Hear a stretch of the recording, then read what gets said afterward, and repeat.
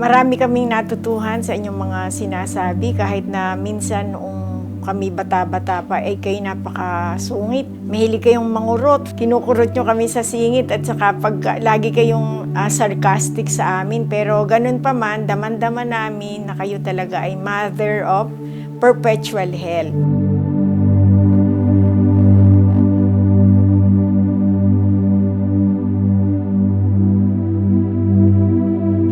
Pasensya na kayo sa lahat ng aming pagkukulang at sorry din ina kung kayo ay aming nabibigyan ng sama ng loob paminsan-minsan at ganun pa man, thank you sa lahat sa mga values na itinuro nyo sa amin sa pagmamahal mula sa aming pagkabata.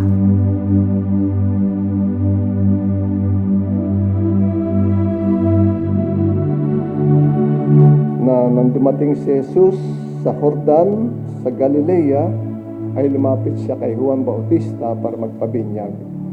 Actually, hindi naman niya kailangan magpabinyag sapagkat yung binyag sa tubig ni Juan Bautista ay panawagan para magbalik loob at mapatawad yung mga kasalanan.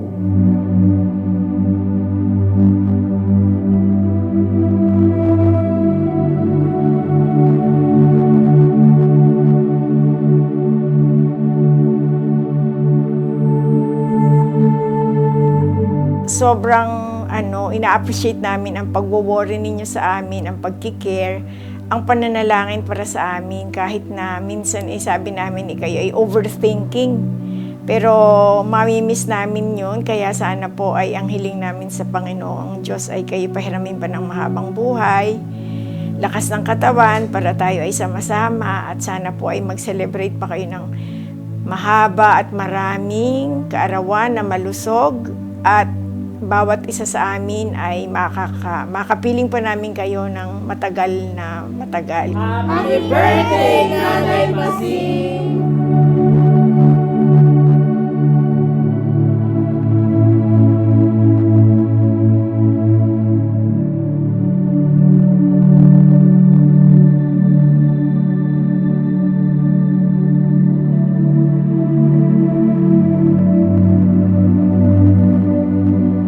Sabi nyo ina, kaming lahat ay makaama. Totoo yun, noon yun, pero ngayon ay kami makaina na. Ina, sana ingatan yung sarili nyo at saka kung mamarapatin ni Lord, gusto kong ihirit sa Kanya na sana ay pahirmin pa kayo ng mahabang buhay para tayong lahat ay magkasama-sama. Thank you and we love you, Ina.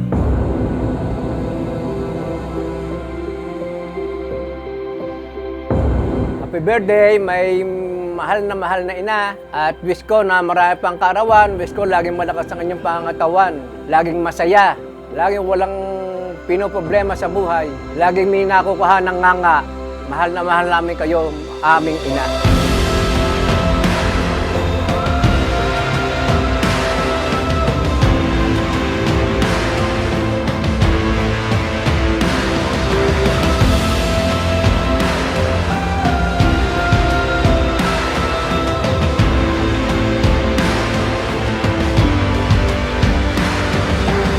Ako'y nagpapasalamat sa Diyos at kayo sinapit ng 99th birthday.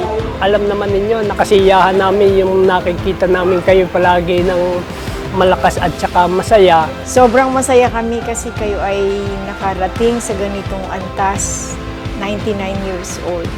Sana ay pahiramin pa kayo ng Diyos ng mahabang buhay dahil kayo ang nagbabind sa aming magkakapatid.